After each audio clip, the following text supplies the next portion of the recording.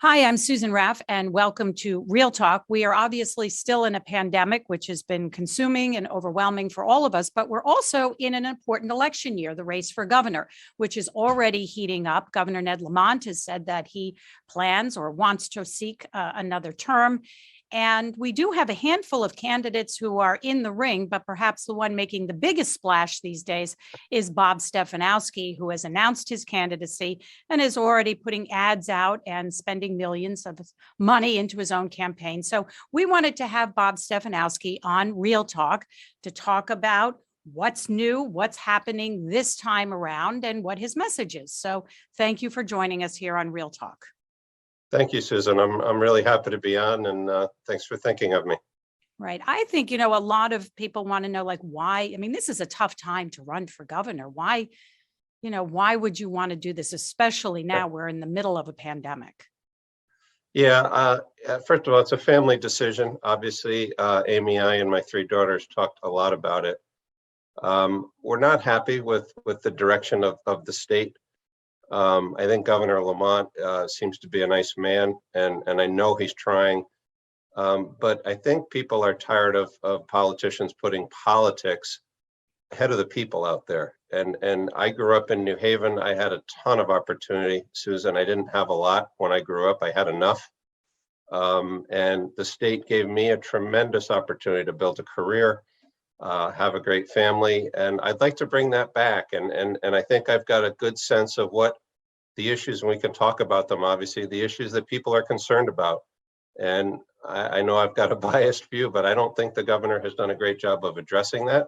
We'll put the people first, and we'll start to make things seem better in Connecticut. What do you think should be done differently between the governor and lawmakers? What are they doing that is not serving the people? And what do you really think that you could do differently or convince people that there needs to be change? Well, there's a lot to do, but we're focused really on three areas. One is affordability, and that's not just taxes. It's not just the state income tax. It's about utility bills that in a lot of cases are becoming more than the car payment or the rent or mortgage payment for people. It is somewhat about taxes. We're the second highest tax state in the country, but it's also about safety. Hartford and New Haven had their most violent year last year, and I don't think the police accountability bill has really helped our ability to keep people safe. And it's also, and finally, it's about transparency in government, being open to explaining what you're doing, why you're doing it, and the background of it. And Governor Lamont has had executive authorities for close to 2 years now, and people want that disclosure. We're going to do that. We're going to revise the ethics laws. We're going to tighten them up. I don't think any government official should be making any profit from any contract and his or her family. And that's happening under Governor Lamont. So we've got a lot to do. And I think we can start to drive the state in the right direction, Susan. And that's why we're running.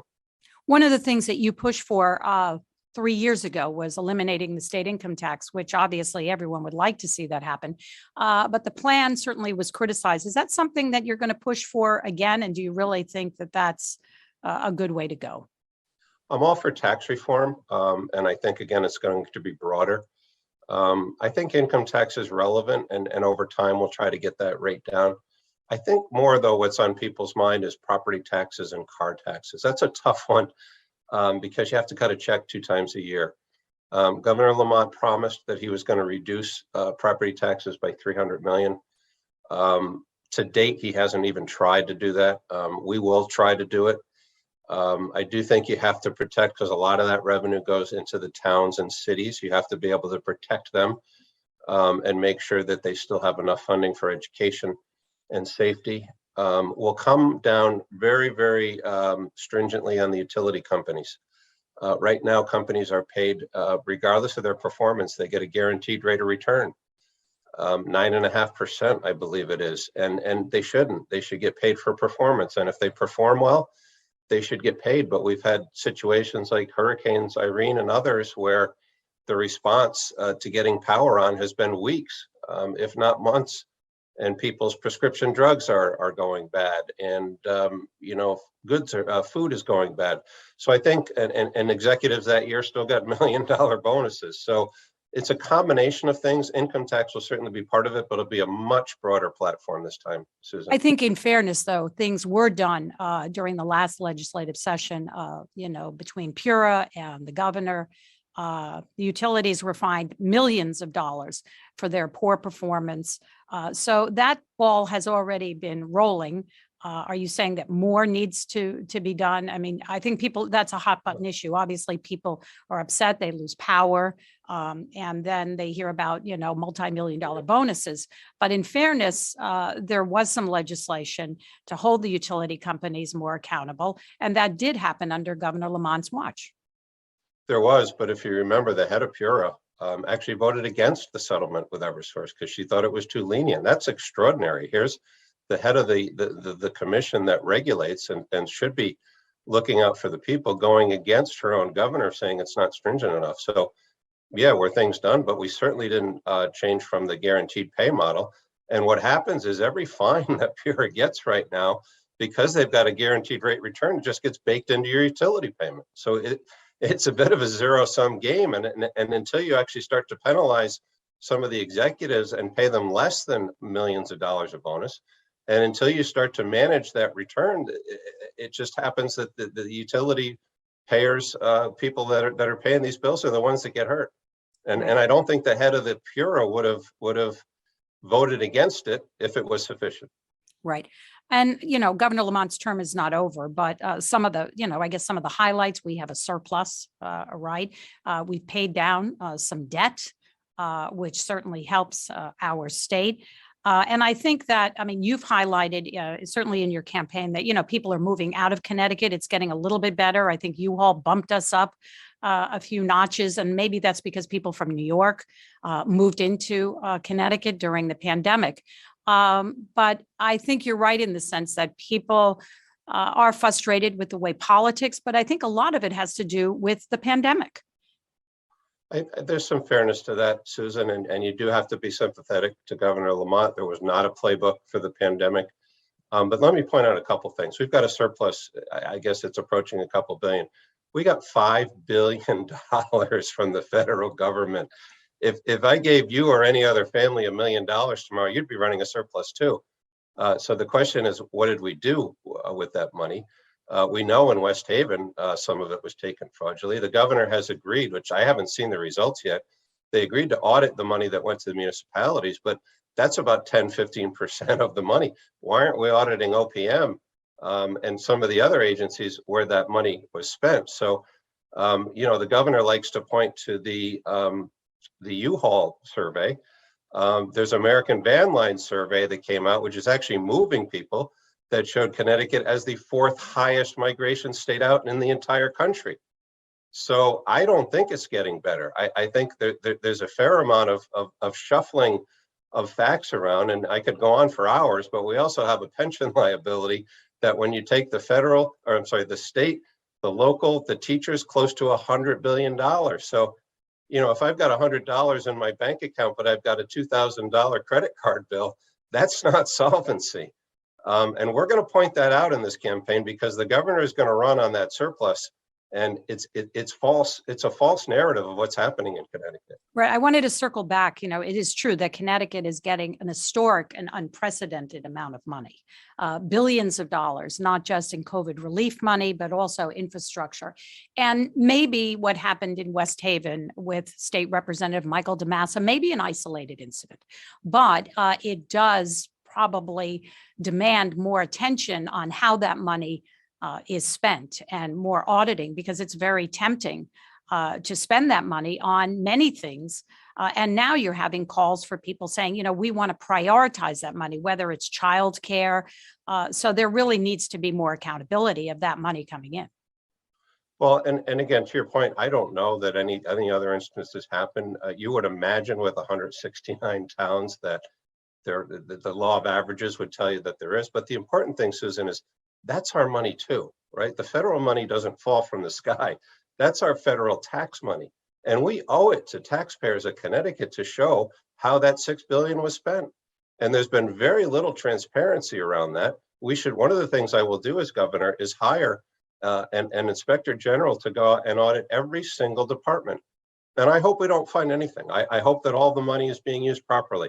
But when you hear about things like the Port Authority and you see what happens in West Haven, we deserve it to tell people where that money is being spent. And that's back to the third pillar of my strategy, which is transparency in government. We need to respond to FOI requests. I know the press has been very frustrated that it takes a year. And in a lot of cases, it's the day before a court case would be filed that the information's being. The government works for us. We don't work for government. And under my administration, that's going to be more apparent than it is right now. What do you think the challenges are taking on Governor Lamont? You know, I heard you on Chaz and AJ on PLR on the day that you made your announcement, and you actually gave the governor some credit with the pandemic, saying that, you know what, there's no blueprint here, no roadmap. And I agree with that. I think that, you know, this is uncharted territory. But you took it upon yourself at the beginning of the pandemic when Connecticut was having a difficult time getting masks to do that. Now we have plenty. But this is a challenge. You know, these are tough times. But the governor, many feel, you know, we're the highest vaccinated state in the country. And we've done pretty well with the pandemic. And Governor Lamont, you know, people like him for that. I think there's a couple things, Susan. The governor likes to look at things on a relative basis. Well, we were bad on tests, but we're better than Florida, or we're better than North Carolina. There's two things I think I would have done differently. One is, I think with respect to COVID, one thing we've learned is one size does not fit all. And the reason we had to go down to New Jersey at the start of this is the nursing homes didn't have any PPE whatsoever. And at the time, the governor was criticizing the federal government that they weren't sending them to us. So what you have to do when you're a leader is you have to get out there and you have to get them. You can't blame other people. So we got in our truck, we drove down there, we brought 100,000 back.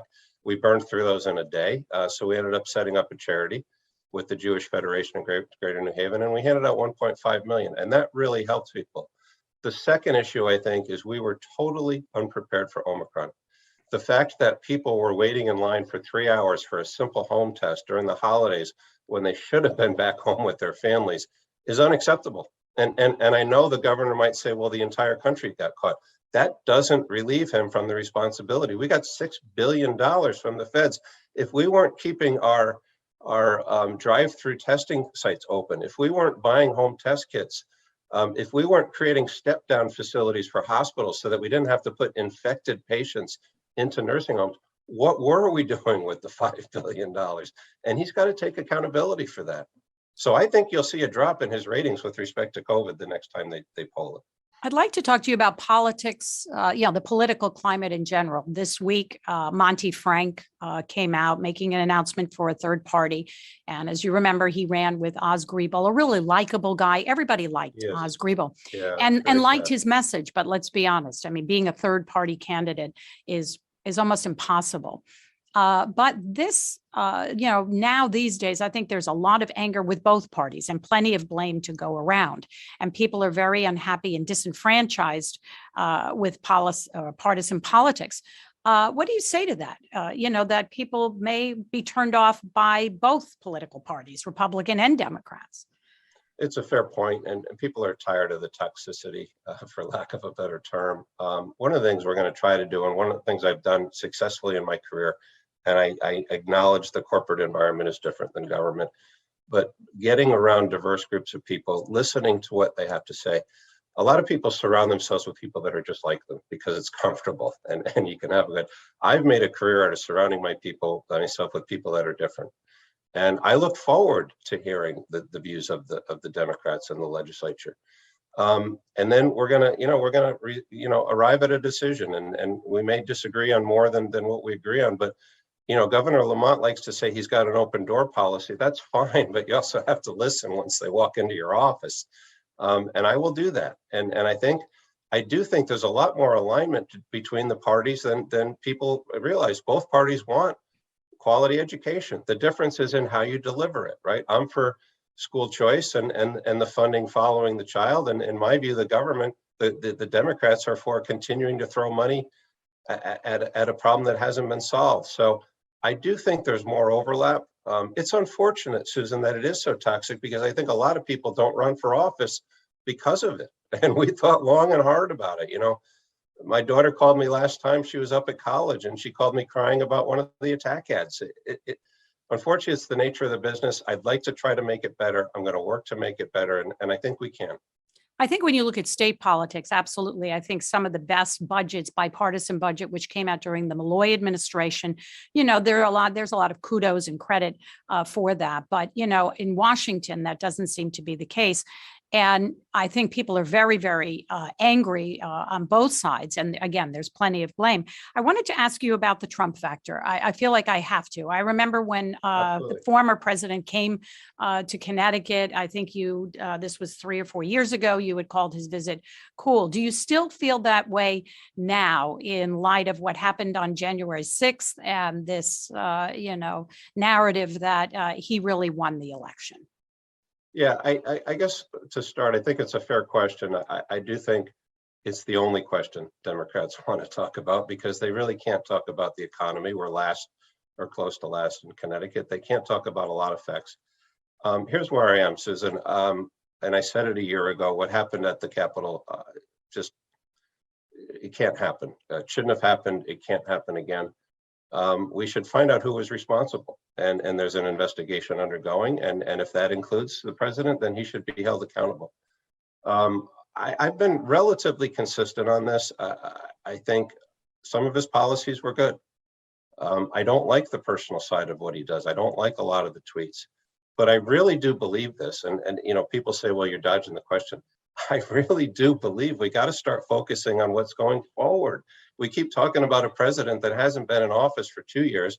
We should be more focused on Connecticut. I'm running for governor of Connecticut, and I get it. I'm going to get asked about President Trump. I understand it. I don't resent it, but it shouldn't be. And in fairness to you, it's not 80% of the discussion, but the Democrats will want to make that what it's all about. And that's not going to help the people of Connecticut. And we really do need to start on focusing on why more people are moving out of Connecticut than every other state other than 3. And we need to start, if you want to talk about national issues, we should focus about why Joe Biden's policy have created more inflation than we've seen in 40 years. And that's the relevant, dialogue this time. Last time around, yeah, the guy was president. Maybe you do have more discussion about it, but he's not anymore. And we really do need to move on. Right. Let me ask you something that's come out of perhaps the Trump presidency, and that is, the divide within American society. People are very, very different. I mean, you can't talk about politics anymore. Maybe in Connecticut, not as volatile as other parts of the country. But how do you bring both sides together? I've seen rallies at the Capitol. I myself was harassed and yelled at. These are dangerous times and we can't have conversations anymore. It's never been more black and white, I think. I think the gray area seems to have dissipated. How do you bring both sides together for a better, stronger state? Listen, first of all, harassing anyone, the press or otherwise, it shouldn't happen. People should be able to speak their minds calmly, non-violently. And the fact that happened, because you're a terrific person, the fact that it happened to you is unacceptable. I think it's the fringe, and again, in fairness to Governor Lamont, he's got a group that's pushing very hard to the left. And I assume that I'll get a group that pushes very hard to the right, but I won't say that I'm against vaccines. I won't say that it should be left up to the local school districts, in my mind, whether they want to have masks for kids. And if they decide that that's the best thing for their community, they should be able to do it. I don't think it should be a state mandate. So I think you have to stay true to your principles, but there are areas that we agree, whether you're a moderate Republican or a far right Republican, tax reform, whether you're middle or right, the primary role of government is to keep people safe. And that's not happening right now. So I think you have to realize where you have differences and just agree to disagree. And if that costs me votes, then so be it. But at the end of the day, I got to look myself in the mirror. And I got to look my 3 daughters in the eye and say, I believe in what I stand for. And that's what we're going to do. And I think that will come out, Susan. I didn't do a very good job last time of presenting what I'm really about. And I believe that other people were able to paint the picture. And whether it's our first round of TV ads or the approach I'm going to take with the press, which was not the best last time, or getting out there more, I'm going to show people what I'm really about. And they're either going to like it or they're not going to like it. Well, I think you learn hopefully from, our mistakes. I remember you didn't go to the convention, last time. I suspect this time you will, and forge more relationships with municipalities and maybe come to some understanding that we have more in common perhaps than we don't. But going forward, we are an election year. It's January. We're in a pandemic. What's your message? I mean, obviously, I understand you've put $10 million into your campaign. There's more to come. It's a tough field too, because I think, Themis Claridis was thinking of running. She hasn't quite decided. She doesn't have that kind of money, or maybe she's not willing to put that in. So it does give you an advantage, but should money, buy you an election? Because that happens sometimes. Well, the reality is I'm running against someone whose great grandfather founded J.P. Morgan. And he has inherited a lot, and I assume he's going to put a lot in again. It took him 3 tries to win office. I'm actually proud that I could put that money in, because I started with very little. And I'm not going to give you a big sob story, because my upbringing was fine. We had 1 week a year vacation up on a lake in Poland Spring, Maine. My dad never bought a new car. It was always used. But the thing my parents invested in was education. And they sent me and my 3 older sisters to Connecticut universities. And I earned every dollar that I have. And if I can put that back into the state rather than using $7 million of CEP taxpayer money, I'm actually proud of that. And the reality is I need to do it, because I'm running against somebody who has hundreds of millions. But the real thing is, how do we create the same opportunity that I had for more young people? And it's not just about jobs, it's about building a career. My dad worked for Southern Union Telephone Company for 30 years. He had affordable benefits. He's got a decent retirement. So that's what it's about, Susan. And I get that question a lot, but I think you're going to have 2 choices. You're going to have Governor Lamont and me. And I would argue I'm more middle class, and I could relate more to the people out there, possibly, than he can. Right. And I was going to let you go, but I want to highlight one thing that you've mentioned on the campaign trail, and that you feel that Democrats have failed Connecticut cities. And maybe in some way they have, because we're now learning, for the past 10, 15 years, young people want to live in cities, right? And they don't want to live in the suburbs. And so we've kind of missed the boat on that. Not to say that things haven't been done. Hartford put in a baseball stadium and all that, but we need to pay attention to our cities and improve our urban life for the people who live there. Because if not, people will not come here and they'll move to other cities. So that seems to be a priority, I think, and not just for young people, but also for older people who, want to move out and maybe move into a condo. I know Tampa, Florida, people are doing that because they want that. So I think we need to look at the entire state of Connecticut, not just the wealthier suburbs. It's a topic that's close to home to me, because I actually started growing up in New Haven. It was a 3-family house. My mom's mom lived upstairs, and we loved it there. We didn't want to move out, but we couldn't. The public schools were not good. My parents couldn't afford private schools, so we moved to North Haven, where the schools were better. We should not have had to do that. If we wanted to, we should have the opportunity, but I'm dead serious on this. We didn't want to leave our friends and family. We didn't want to leave my grandmother behind. And we need to create that in the cities. We need to have the flexibility. If people want to move out, that's fine. But we need to provide a priority on education and safety and cost of living, so that people can stay if they want to. And that's going to be a platform on my campaign as well. Well, thank you. And I love North Haven. I love Liuzzi's, and it's the only place you can go and ask for Parmesan cheese, and they have 50 different kinds. So I want to thank you so much for joining us on Real Talk. I think this was a good conversation. It was. And I would like to invite you back. I know that, I would love to do that. Okay. So with that, it's a deal. And we hope to see you again soon. Thanks for joining us on Real Talk. Thanks, Susan. Thank you very much. All right. Take Bye-bye. care. Bye-bye.